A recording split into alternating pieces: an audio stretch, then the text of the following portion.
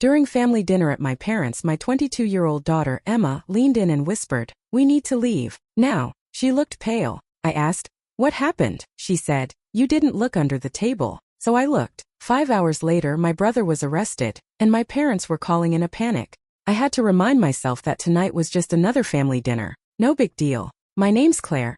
I'm 33 years old, and I live in Seattle with my husband, Daniel, and our 10-year-old daughter, Emma. I don't know why I always have this feeling of dread before these things, but it's like clockwork. Every time we get together, it's always a little tense, a little too polite, and the cracks in our family's armor are just too obvious to ignore. Still, I didn't want to be the one to ruin it, so I kept my mouth shut, played nice, and tried to ignore the weight of the room. We were all gathered at my parents' house as usual, the same old split-level house in the suburbs, decorated in that weird mix of outdated floral patterns and cheap, modern furniture that they definitely didn't pick out themselves. My parents sat at opposite ends of the table, exchanging that look that said everything but nothing at all, like they were still clinging to some idea of being a happily married couple, but they both knew the truth. I felt like I was in a play, waiting for my cue to deliver my lines, trying to figure out which version of my parents would show up tonight. "Claire, honey," my mom began, cutting into her salmon like it was a personal attack. "Emma's growing up so fast. Have you thought about her future yet?" It wasn't a question.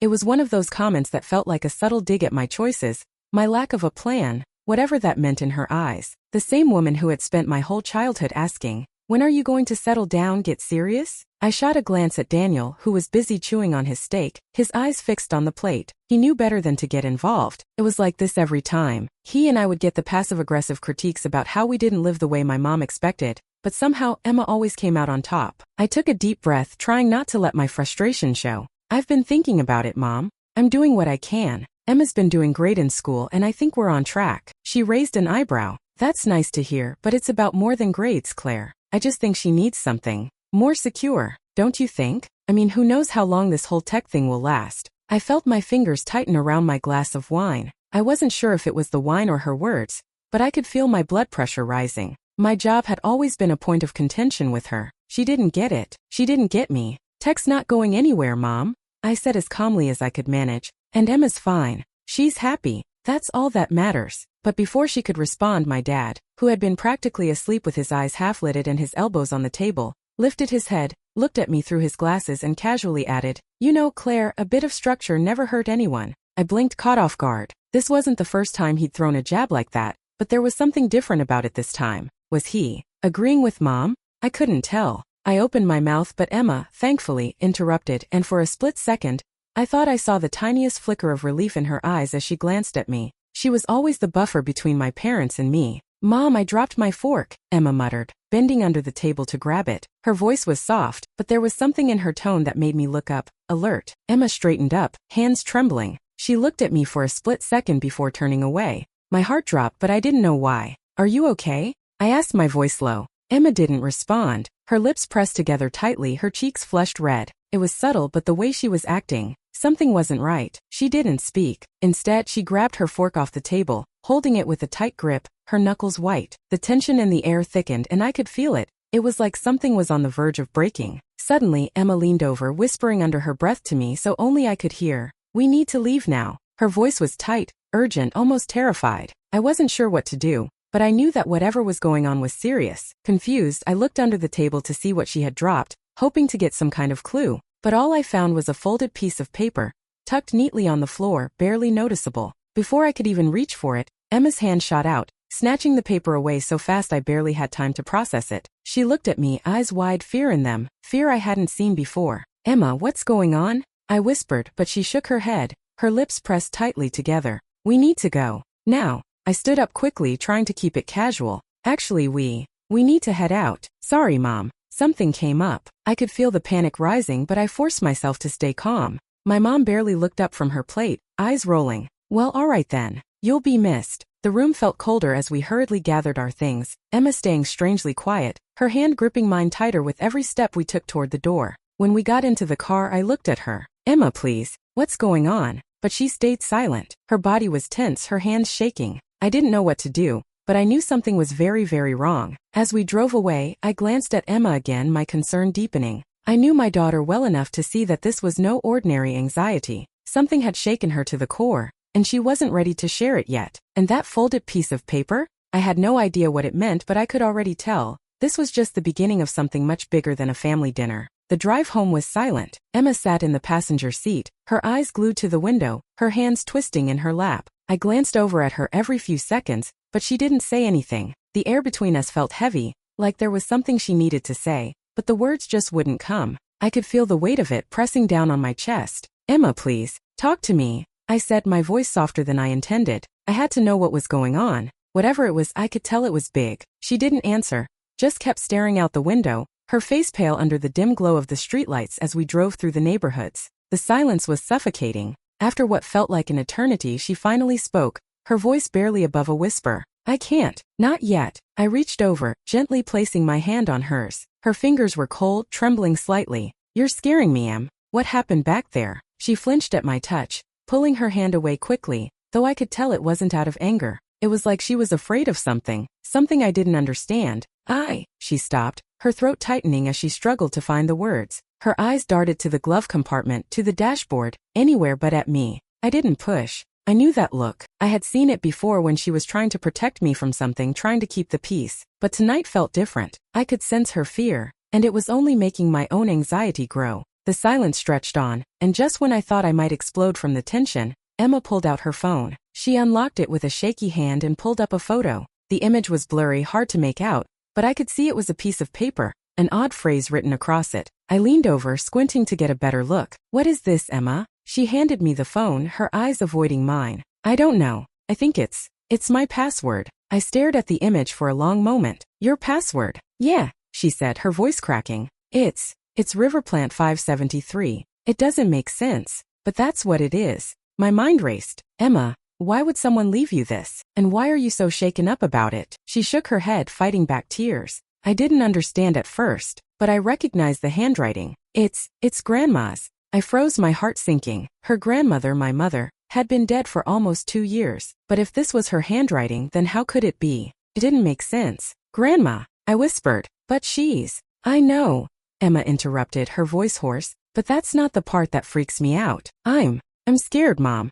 I think someone's been spying on me, watching me." I felt a chill run down my spine. The thought was absurd, yet somehow Emma was convinced. "What do you mean? How do you know someone's watching you?" She glanced at me briefly before looking back down at her lap, her hands clenching into fists. "I don't know. I've been feeling it, like someone's been in my stuff. My work computer's been acting weird. I think someone might have hacked into my accounts, my passwords, my emails, even my personal files. I tried to ignore it, but I can't anymore. I'm scared." I felt a lump rise in my throat. "Emma, you need to tell me everything. Everything you know." Her eyes finally met mine, and I could see the terror in them, raw and real. "I'm afraid someone's been spying on me, using a hidden camera or something. I don't know. I don't know who to trust anymore, Mom." I grabbed the steering wheel, trying to steady myself. This wasn't just about an odd phrase on a piece of paper. This was something much bigger, something I wasn't prepared for. "Emma, we're going to figure this out. I'm here with you. You're not alone." She nodded, but her gaze was distant, lost in thought. I could see she was holding something back. There was more to this, I knew that much.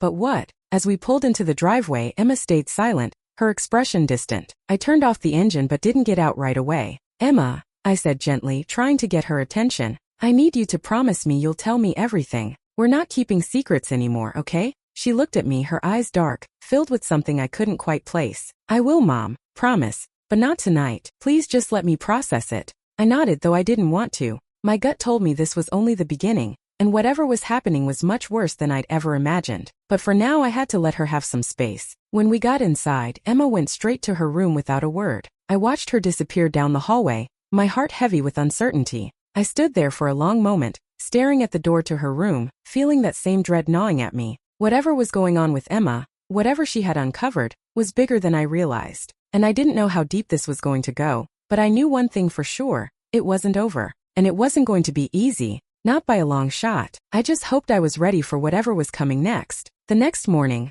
I woke up to the silence of the house. Normally, I'd hear Emma moving around, clattering in the kitchen, maybe humming a tune as she got ready for school. But today it was eerily quiet. I dragged myself out of bed, already feeling the weight of everything hanging over me. I found Emma sitting at the kitchen table, her laptop open in front of her, but she wasn't typing. She was staring at the screen, eyes glazed over like she was lost in thought. I could see the tension in her shoulders, the way her fingers gripped the edge of the table. I took a deep breath before walking over to her. "Hey," I said, trying to sound casual, though my voice came out softer than I'd intended. "You okay?" She glanced at me, but only for a second before looking back at her screen. "I'm fine," but I knew better. I could see it in her eyes, the fear, the uncertainty. I didn't press her, at least not yet. Instead, I took a seat next to her. "Can you show me what you found?" Emma hesitated, her fingers hovering over the keyboard for a moment before she slowly began clicking through the files. There was something so unnerving about the way she navigated the screen, like she knew exactly what she was looking for,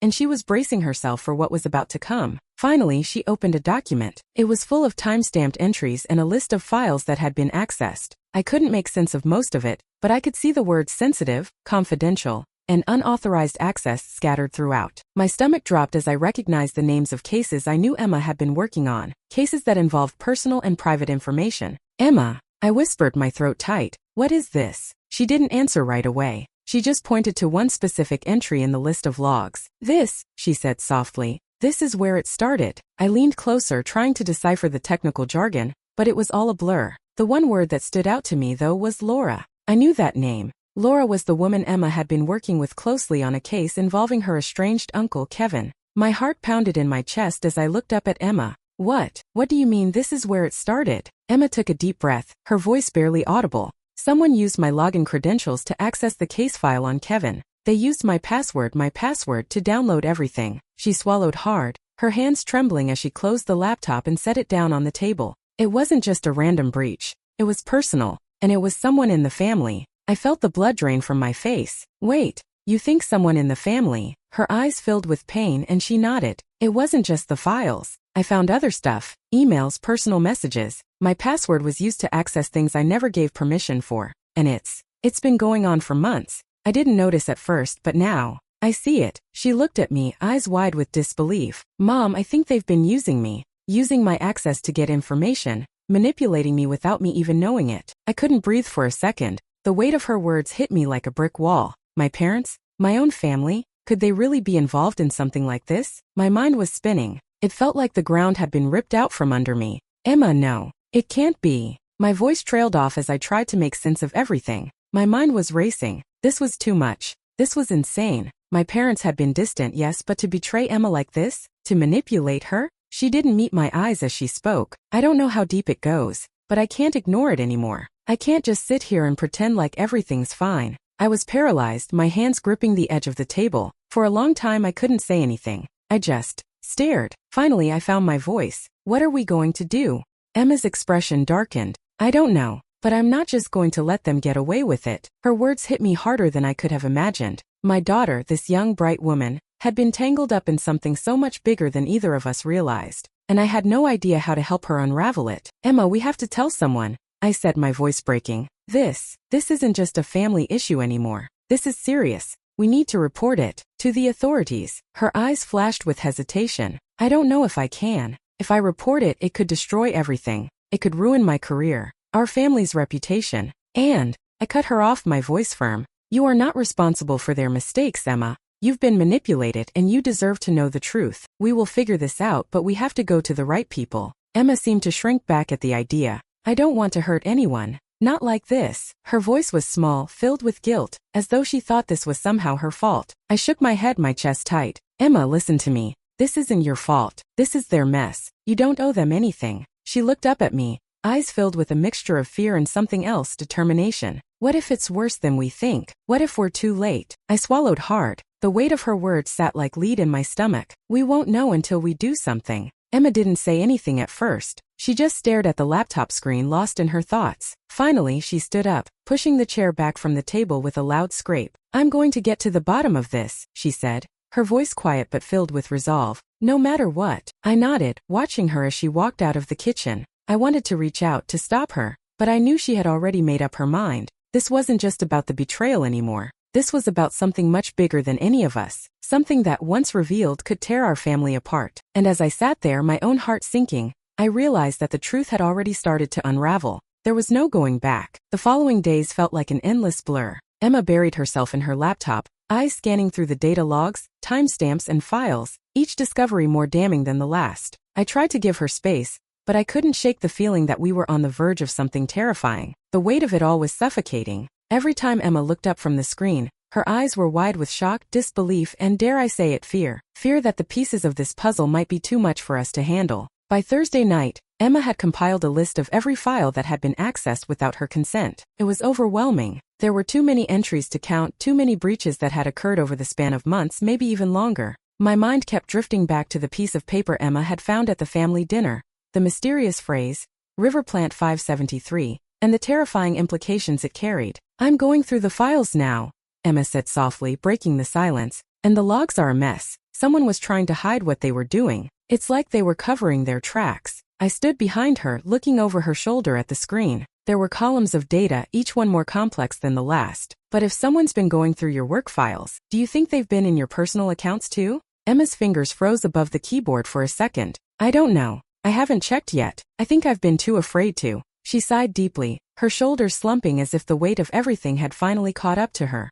"I just want to know what's going on, but every time I dig I find something new. Something that makes me realize I don't know who I can trust anymore." I stepped closer, resting a hand on her shoulder. "You don't have to do this alone, Emma. Whatever happens, we'll figure it out together. But we need to take the next step. You've got proof, right?" She nodded slowly, her gaze flickering to the pile of printouts and files scattered around the kitchen table. "Yeah, proof. It's all right here. But I'm scared, Mom. If I report this, everything changes." I knew what she was saying. If Emma reported it, it could ruin her career. If the authorities found out, the backlash would be intense. People in her industry would see it as a breach of trust, betrayal even. This could cost her everything she had worked for. "I know," I said quietly, "but you can't keep carrying this burden. Whoever is behind this needs to be stopped before they hurt anyone else. You have to do the right thing, even if it's hard." Emma bit her lip, glancing at me before returning to the screen. "I've already started looking into their emails," she said, clicking through a few more files. "I think they might have been using my access to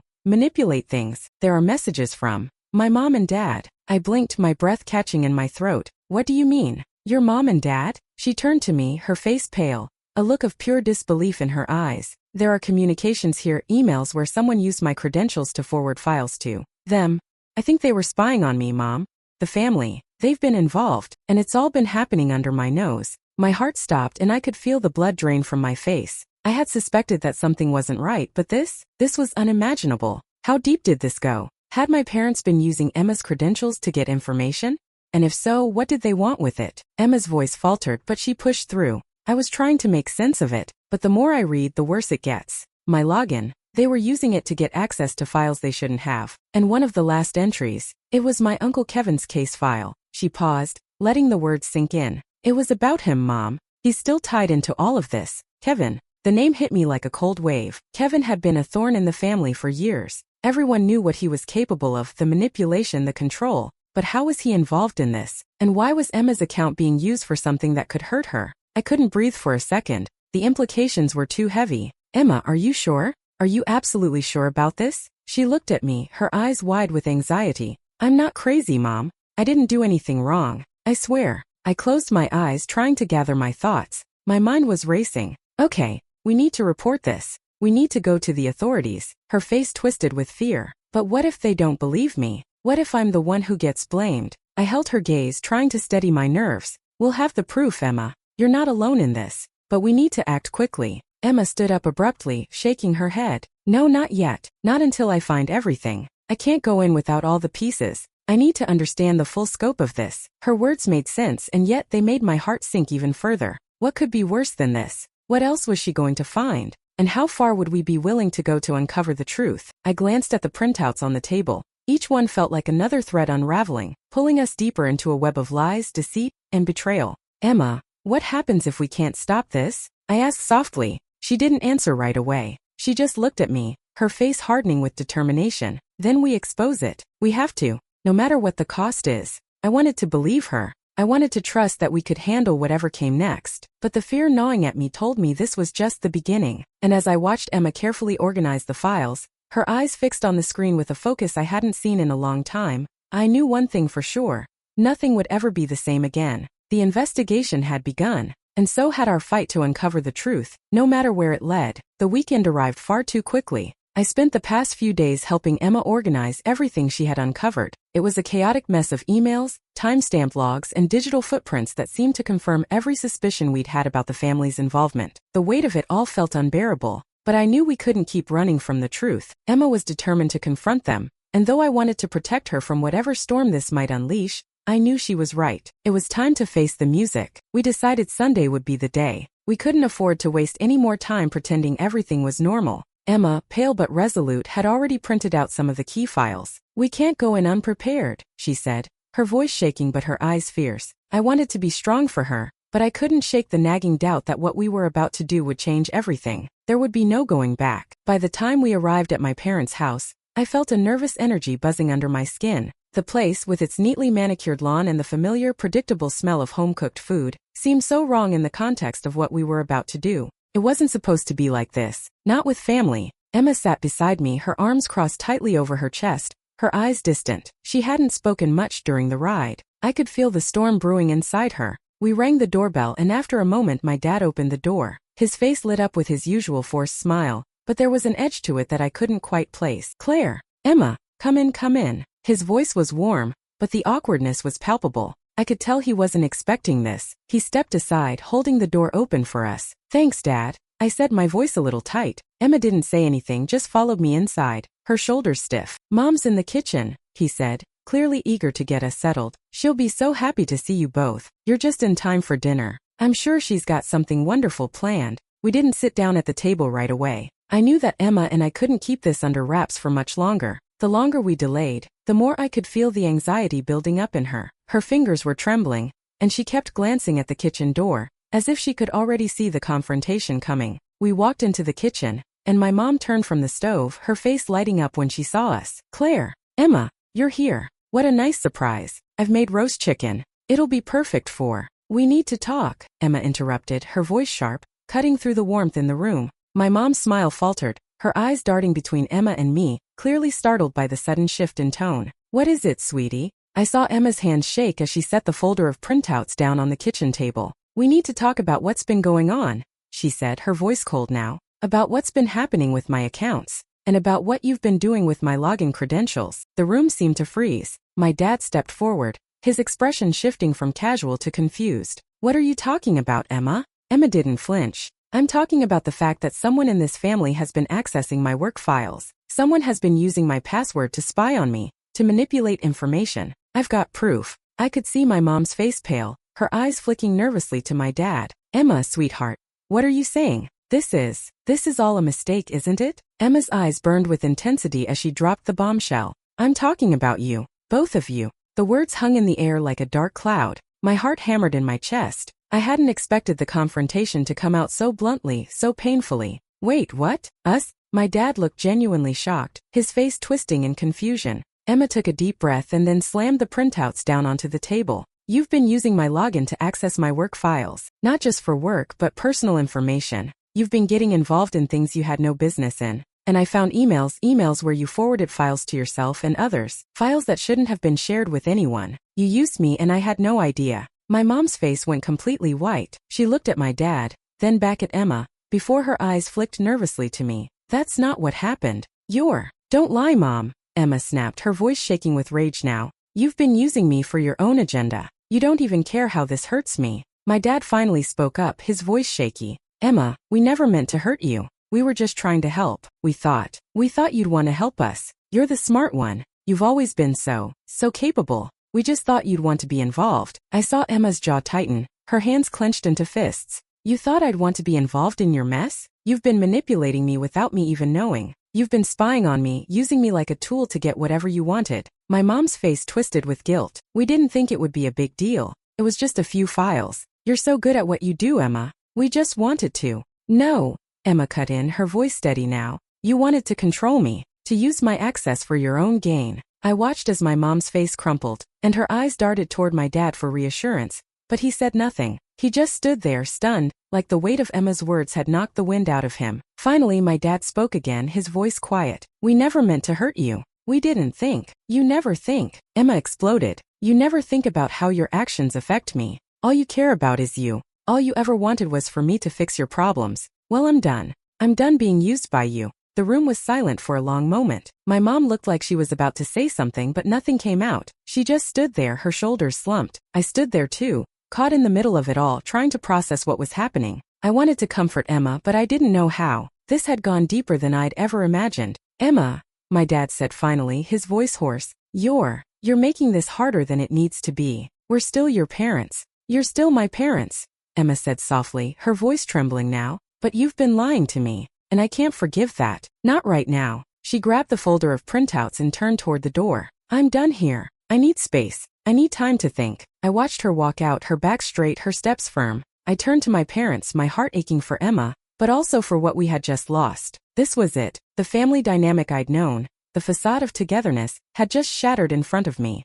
and there was no going back. The days after the confrontation felt like a slow-motion disaster. Emma didn't speak to my parents, and honestly neither did I. We had both retreated into our own silence, each of us processing what had just happened in our own way. I couldn't stop replaying the argument in my head, the shock on my parents' faces, the realization that they had been using Emma without her knowing. It made me sick. But as much as I wanted to focus on what they had done, I couldn't ignore the deeper issue. This was my family and we were fractured, maybe irreparably so. Emma stayed in her room most of the time, rarely coming out unless she needed to grab something to eat. I could feel the tension between us, but every time I tried to reach out, she shut me down. It wasn't that she was angry at me, she wasn't, but there was a wall there that hadn't been there before. She was distant, closed off, and I could feel it deep in my bones that whatever had been unearthed in those files had changed her, had changed us. I was sitting at the kitchen table, staring at my phone, trying to distract myself from the weight of it all, when my phone buzzed. It was an email from Emma's work, a notice about her mandatory leave. I opened it without thinking and my stomach dropped. They were investigating the breach in her account, and though they were clearing her of any wrongdoing, Emma was being placed on leave until further notice. I stared at the email for what felt like hours. Mandatory leave. It was a polite way of saying, we don't trust you right now. Mom, I need to talk to you. I didn't even hear Emma approach. My heart lurched as I turned to look at her standing in the doorway. Her face was pale, her hair pulled back in a messy bun, and she was holding the printouts from the investigation, the very ones we'd gone over together just a few days ago. I took a deep breath. Yeah, of course, Em. What's going on? She stepped into the kitchen, her eyes not meeting mine. I gave the company all the information they needed, the logs, the timestamps. I showed them everything, and they still put me on leave. Her voice cracked with frustration and hurt. I can't even go back to work until they finish the investigation. My career is on the line and it's not fair. I stood up, my heart aching. I know, Emma. I know this isn't fair, but they're just trying to figure out who did this. I'm sure. I don't care about them, Mom. She cut me off. I care about the fact that I trusted people who are supposed to care about me. My own family. They used me, and now my job is at risk. You don't get it. I felt the sting of her words, but I didn't let it show. I do get it, Emma. I really do. I'm sorry, sweetheart, but you have to understand, I'm doing everything I can to help you. You don't have to go through this alone. She didn't respond right away, but I could see the battle happening behind her eyes. She was trying to hold herself together, but I could tell it was taking everything in her to stay strong. After a moment, she finally let out a deep breath, and I could see her shoulders sag with the weight of the conversation. I don't know how to fix this, Mom. I don't know what to do. I walked over to her, placing my hands gently on her shoulders, the same way I used to when she was little. We'll figure it out, okay? I'm not going to let this ruin everything you've worked for. I promise you we're going to make sure the truth comes out. Emma looked up at me then, her eyes filled with a raw mixture of pain and exhaustion. How do we fix this? The question hung in the air, the weight of it too heavy for either of us to ignore. How did we fix this? How did we put the pieces of a broken family back together when the truth was so ugly? I don't know, Emma, I admitted softly, but I'm going to help you figure it out. We're going to make sure whoever did this is held accountable, and we're not going to stop until we know the truth. Her eyes glistened with unshed tears, and she gave a small nod. I just want this to be over. I want to go back to my life. I squeezed her shoulders gently, trying to offer her comfort even when I felt like I had none left for myself. I know, sweetheart. I know. We'll make it through this. We always do. A couple of days later, Emma sat at the kitchen table again, but this time she wasn't staring at a screen. She was scribbling notes on a legal pad, going over the timeline of events, trying to connect the dots. She'd started to piece together the pieces of the puzzle on her own, making her own plan to confront this head-on. I watched her for a moment, the girl I raised, the one who had always been independent, standing firm even in the face of betrayal. It wasn't easy, but she was doing it, and I knew that whatever happened next, She was going to be stronger for it. Then the phone rang and my heart skipped a beat when I saw the caller ID. It was from Emma's workplace. "Emma," I whispered, but she was already picking up the phone. Her voice was steady when she answered. "Emma McKinney speaking." I held my breath, trying to stay calm, but the tension in the room was suffocating. A few seconds later, her face turned white, and her eyes widened. "Yes, I understand," she said softly. "I'll be there." She hung up the phone and looked at me, her face a mask of disbelief. "They want me to come in tomorrow. They're offering me a meeting with their internal team to discuss the findings." I swallowed hard, my pulse quickening. "Is this good news?" Emma nodded slowly, her face softening just slightly. "It could be. It could mean they're moving forward with clearing my name. But, I asked, my voice tight, her lips pressed together as she gathered her thoughts. "But it also means they're still investigating. They haven't closed the case yet. They haven't made any final decisions." I could see the fear flicker in her eyes again, but she quickly masked it with determination. "We'll go in together, Em. We'll face it. No matter what comes next, we'll do it together." She nodded, a faint smile tugging at her lips. "Thanks, Mom."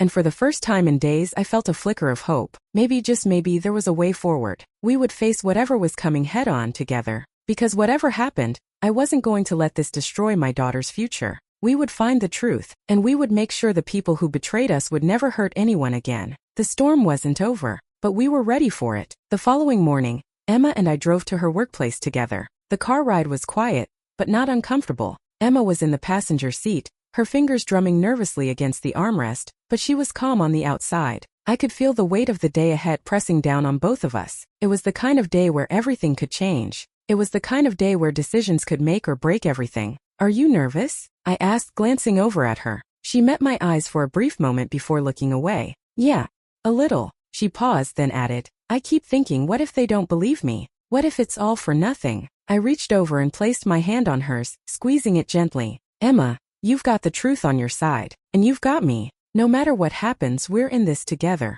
She nodded but didn't say anything. I could tell she was processing everything. The fear, the anger, the frustration, it was all in her eyes. But there was something else too. A quiet resolve. She wasn't just going to let this ruin her. She wasn't going to let anyone silence her. When we arrived at the building, Emma's hand trembled as she unbuckled her seatbelt. I could see her hesitation, the uncertainty hanging in the air. But then she straightened up, took a deep breath and opened the door. "We've got this," I said, offering her a reassuring smile. She looked at me, her expression softening. "Yeah, we do." We walked into the building together. The familiar hum of fluorescent lights overhead, the sound of murmured conversations and clicking keyboards around us. Emma's workplace had always felt like a second home to her, a place she had worked hard to get to, a place she had poured her heart into. But today it felt different. It felt cold, like everything was hanging in the balance. As we made our way to the conference room, Emma's steps became slower, more deliberate. She was trying to keep her composure, but I could see the tension in her shoulders,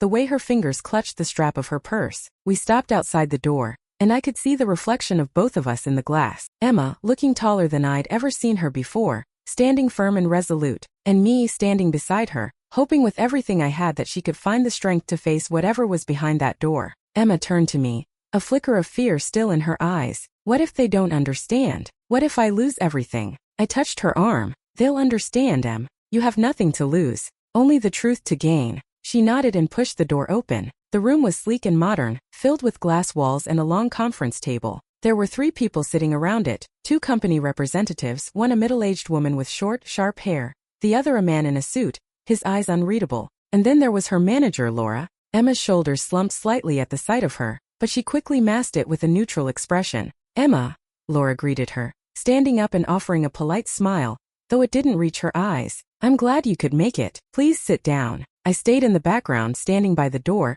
trying to give Emma the space she needed. She hesitated but then sat down at the table. I could see her hands trembling slightly as she placed them on her lap. She was doing her best to stay composed, but I could tell how much this was weighing on her. The woman in the suit, the one who I assumed was part of HR, cleared her throat. "Emma, we've reviewed the data logs, and we understand that you've discovered some discrepancies in your account. However, we need to clarify a few things." Emma sat up straighter, her jaw clenched. "I've already shared everything. I've given you the timestamps, the logs, everything that's been accessed without my consent. I don't know how much more proof you need." The man in the suit glanced at the woman, then at Emma. "We're not accusing you of anything, Emma. We just need to be thorough. These things don't always look the way we expect at first." I could see Emma's frustration rising. I don't care about the process. I care about the fact that my personal information was accessed without my permission. And I care about the fact that someone in this company, has been using me for their own agenda. The room went quiet for a moment, and I could feel the weight of Emma's words hanging in the air. The tension was thick, and I could see that the representatives were beginning to shift uncomfortably in their seats.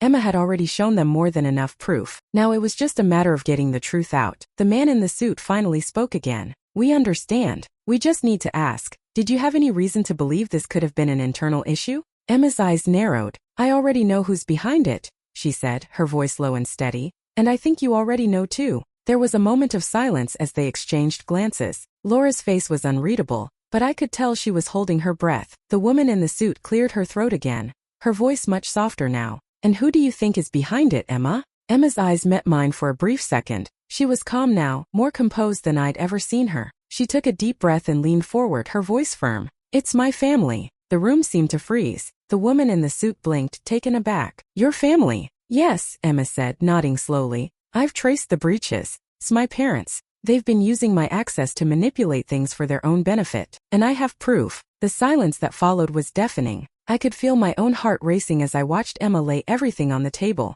She wasn't just confronting her parents anymore. She was confronting everything they had done to her, everything they had hidden. The man in the suit leaned forward, his expression serious. This is serious. Do you have proof that they've been involved? Emma didn't hesitate. Yes, I've documented everything, and I'm not the only one affected by this. Laura's expression faltered just for a moment. She looked away, her hands folding in her lap. The woman in the suit glanced at her colleague. We'll need to investigate further, but given the nature of these allegations, I think we need to bring this to a higher authority. Emma nodded, her expression unwavering. I'm ready. I could see the relief wash over her. She had done it. She had found the courage to speak the truth, no matter the cost. As they continued discussing the next steps, I felt a deep sense of pride in Emma. She wasn't just a victim in this situation. She was taking control, holding the people who betrayed her accountable.